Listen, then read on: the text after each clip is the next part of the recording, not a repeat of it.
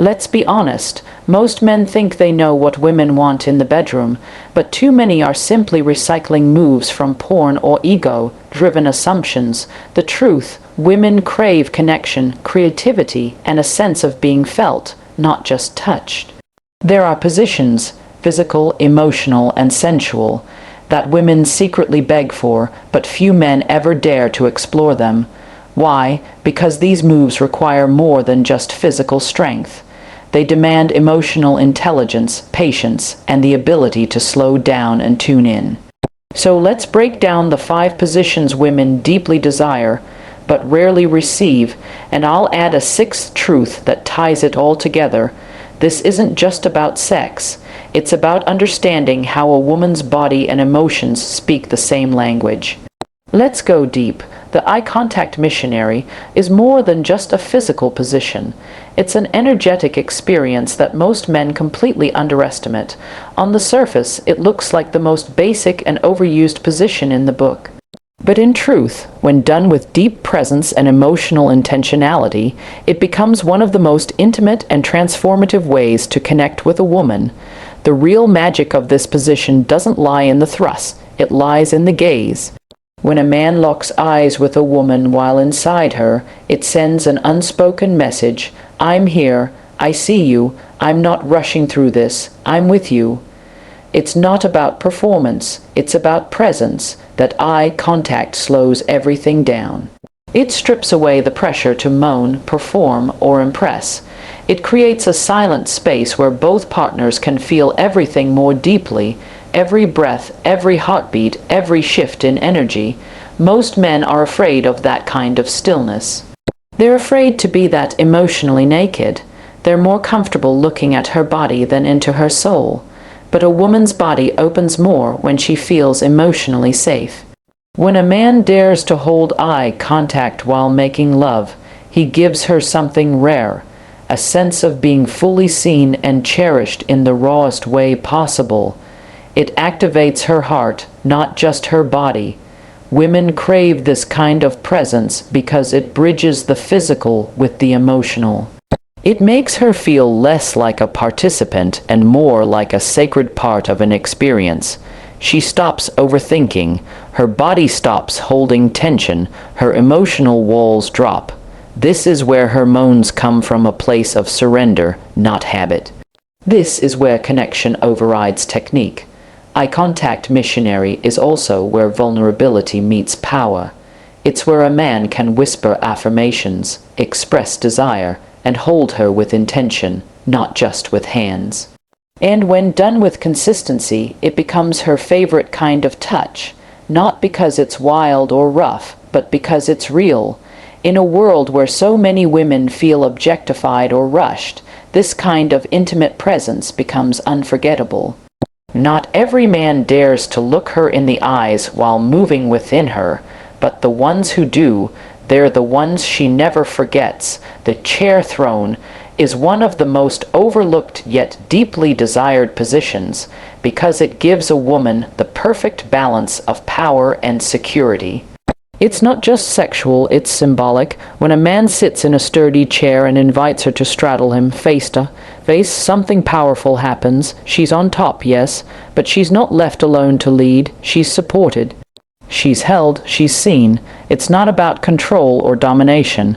It's about co-creating a rhythm where both partners are fully engaged, emotionally and physically. In this position, she dictates the pace. Her hips lead, her hands can explore, her mouth has access to kisses, whispers, and intimacy on her terms, but the reason women beg for this, quietly or openly, is not just the physical stimulation, it's the emotional experience of being elevated, centered, and fully embraced. It's the way his arms wrap around her back, his hands resting on her hips, his eyes fixed on her. She's in motion, but she's grounded. She's expressive, but she's protected.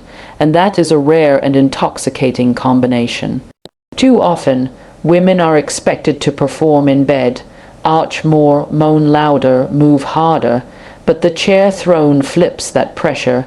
It gives her permission to take her time, to feel her body, to express her sensuality without the need to impress. And when a man sits quietly, receiving her, responding to her with presence rather than performance, he communicates something deeper.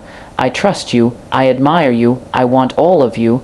Many men avoid this position because they think it's passive. But in truth, it demands an incredible level of masculine stillness and feminine allowance. It calls on a man to anchor her, to hold her emotionally as much as physically. His role isn't to dominate, but to guide through steadiness, to show strength through softness. Women crave this because it speaks to their deepest need, to be desired and adored without being objectified, to be celebrated without being consumed. The chair throne makes her feel like a goddess, not just because of how she moves, but because of how you witness her. It's where respect and arousal meet. It's where she remembers what it feels like to be the center of devotion, not just the focus of lust. And that memory lingers long after the moment ends. The from-behind embrace is often mistaken for a purely physical, animalistic position. But when done with intention, slowness, and emotional presence, it becomes one of the most sensual and emotionally stirring experiences a woman can have. The key lies in how it's approached, not as a power play, but as a deeply intimate act of closeness. This position, especially when done in a spooning posture, allows a woman to feel completely wrapped, held, and cherished from behind. There's no visual performance, no need to arch or put on a show. She doesn't have to be anything except present, and that in itself is freeing. When a man enters her from behind and wraps his arms around her or around her waist, chest, or even tucks his hand under her neck, he creates a cocoon. She is shielded from the world, the outer world disappears, and the only thing that exists is the rhythm of their breath, the warmth of his chest against her back, and the tenderness in his touch. This position is sacred when treated as such. It whispers to her nervous system, "You're safe, you're adored, let go." The beauty of the from-behind embrace is that it doesn't rely on eye contact to build connection. It relies on presence, his lips at her neck, his breath syncing with hers, his hands gently exploring, calming, awakening. It's a conversation without words, and every stroke says, "I want you to feel loved, not just taken." It's intimacy through stillness. It's sex as a sanctuary, not a race. Many women crave this without ever saying it. They want to be touched slowly from behind. They want to feel a man close, not aggressive. They want to surrender without fear. But most men rush this position, turning it into something harsh and disconnected. And in doing so, they miss the real gift it offers, a chance to make her feel secure and erotic at the same time. When done right, this position brings tears, not from pain, but from release. It opens emotional doors she didn't even realize were closed. Because in that quiet, unseen moment, a man tells her, "Even when I can't see your face, I choose to love you fully." And that truth hits deeper than any thrust ever could. The edge of the bed ritual is one of the most overlooked yet emotionally charged experiences a woman can have. It's not about complexity or flexibility, it's about intention. When she lies at the edge of the bed, legs gently spread, feet grounded or resting on his shoulders, she's not just inviting him into her body, she's silently asking, "Will you slow down enough to truly see me?" This position offers something rare, a moment of reverence, a pause before pleasure, and when a man treats this position not as an opportunity to rush in, but as a moment to worship, everything changes. Too often, men move quickly when they see her positioned like this, eager to enter, eager to dominate, eager to perform. But the woman who places herself on the edge of the bed is offering more than her body. She's offering an emotional invitation. She wants to know, will you take your time, will you explore, will you look at me not like a goal, but like a gift? That's what she's begging for beneath the surface.